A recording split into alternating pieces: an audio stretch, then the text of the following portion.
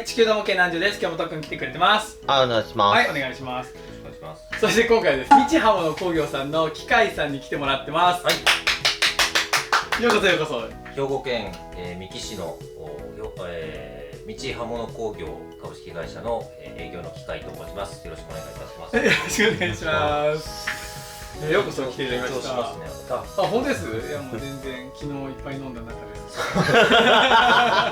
いやドンチッチタウン。どんち見ちゃいましたか。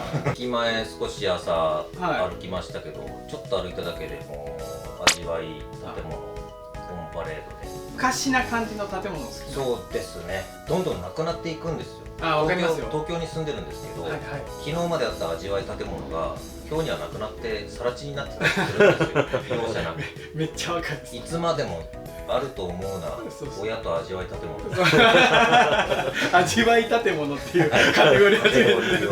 なるほどなるほど。浜田市は味わい建物の名産。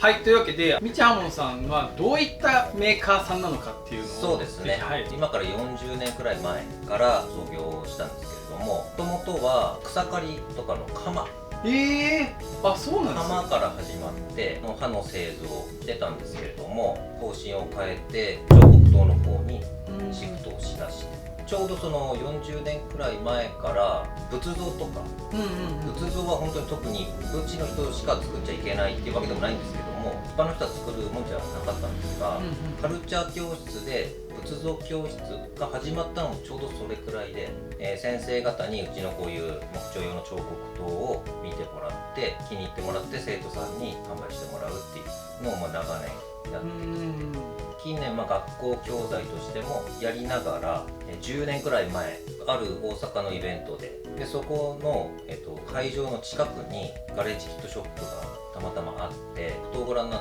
て、こういうのはもうプラスチックとかガレージキット、絶対便利だし日本の文化だし、これはそういうのに特化して作っていった方がいいんじゃないっていうアドバイスをいただいて、モテレッジこれですね。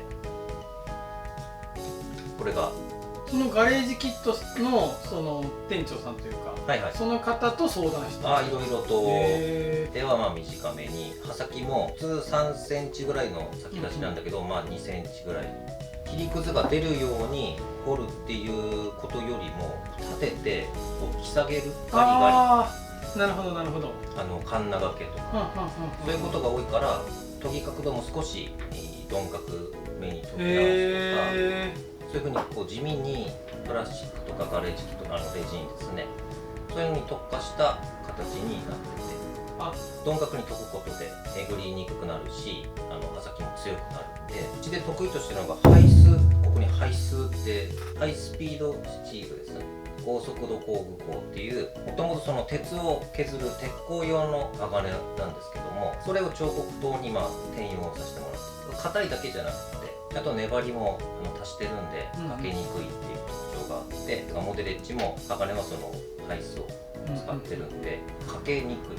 プラスチックをガリガリやる分にはほぼダメージが受けにくい。でもし切れなくなってもうちで解き直しできるんです。もうします。300円くらい。それも直で送ってって。そうです。長くお使いいただけ。刀身も中にズブズブっと長く入ってるんで、研ぎ下ろしして短くなったらここの絵を削って、これ8センチぐらい、8センチ入ってるんで、短くなってちょっと使いにくくはなってるけどそれでもいいんであれば研ぎ直しをして、ほぼ新品ぐらいの切れ味でお返しをしてます。そういう特徴ですね。こういったのを聞くのもなんかどうかと思うんですけど、その彫刻刀って切れ味とか程度とかが全然違うもんなんです。彫刻刀でどこのメーカーも一緒なんじゃないのっていうふうに思われがちだとは思うんですが、私がここの会社に入ってこの彫刻刀で木をスッと彫った時に、あまりの切れ味にちょっと引くぐらいの切れ味だったんですよ。彫刻刀ってこんなに切れていいのっていう。じゃあ振り返ると小学校の時に使ってた彫刻刀って何だったんだろうぐらいの。いやあれ結構大変でしたよ。なんかそうですよね。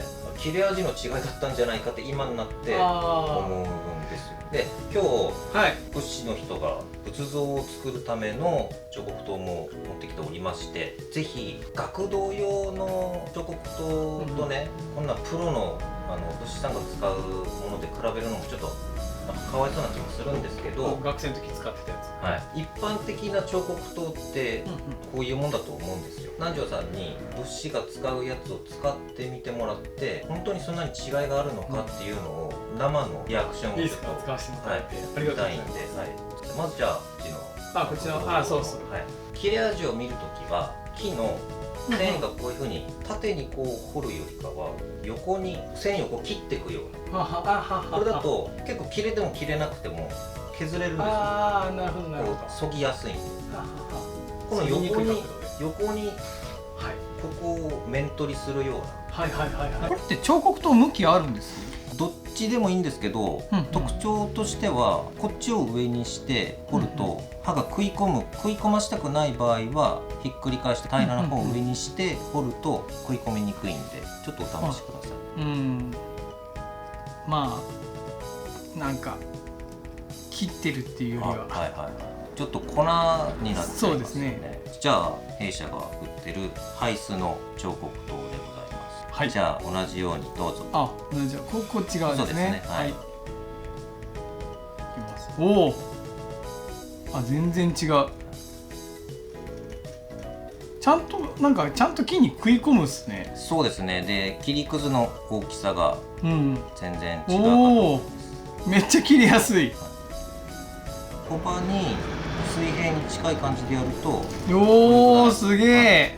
さっきの彫刻といいですか。ですね。全然違いますね。これ演技してないですからね。いやすごい。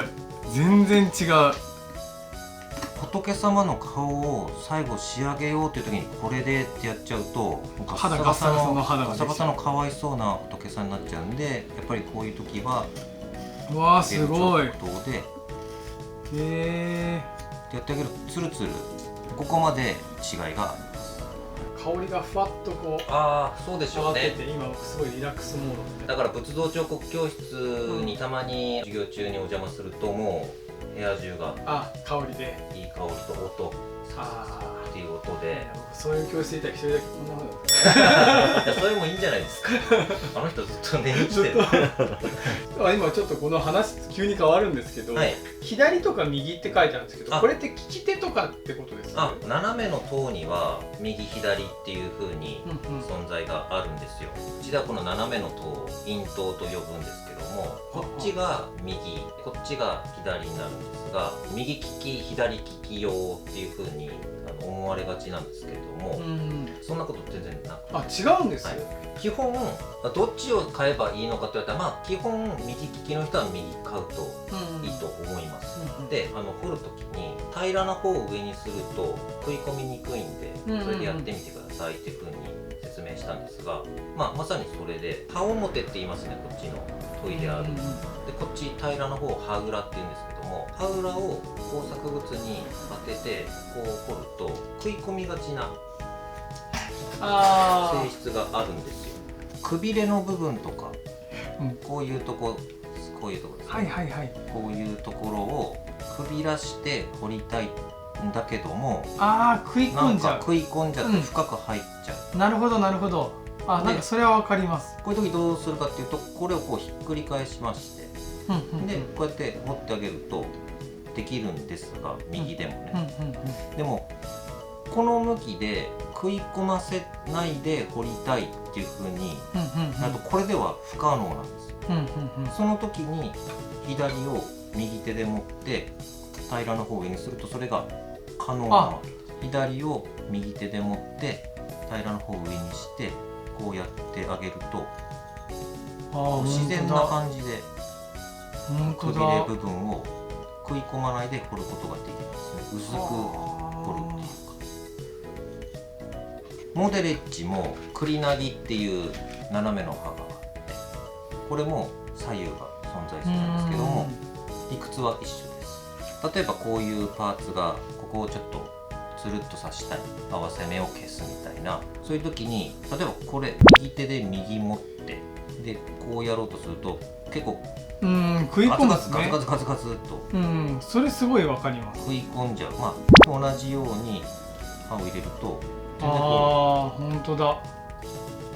食い込まずして、へえ。こういうガリガリって言っちゃってますけども、いやでもなんか全然動かし方が楽そうなのがわかります。食い込まないっていうこの特徴を知ってるか知らないかで使いやすさが格段に変わるから、これほんと豆知識として右左あるんだっていうの。迷ったらどっちも買って使い分ければいいし、なんか彫刻刀の刃の表と裏でそういう使い分けあるのを本当知らなかったですね。そうですか。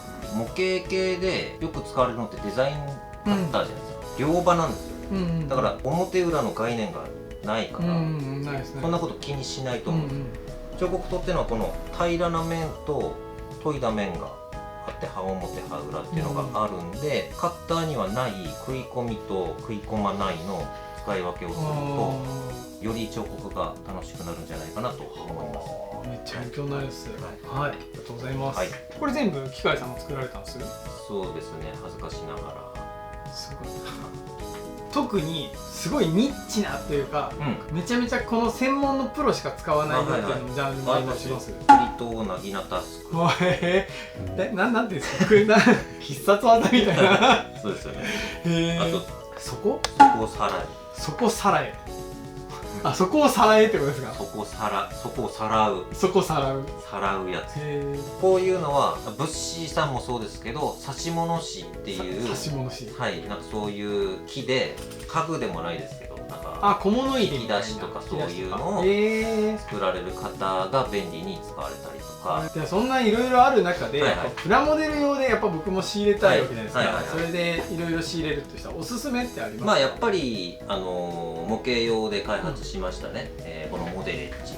これが一番使いやすいというそうですね。三角刀っていうこの V の字のやつも、そう三角刀嬉しいんですよ。結構言われるんですよ。V 溝ですけども、モールドをちょっとこう深くしたりとか、ガレージキットでも靴底のモールドを入れるとか、髪の毛をカチッと彫り直すとかっていうので三角刀もよく使われます。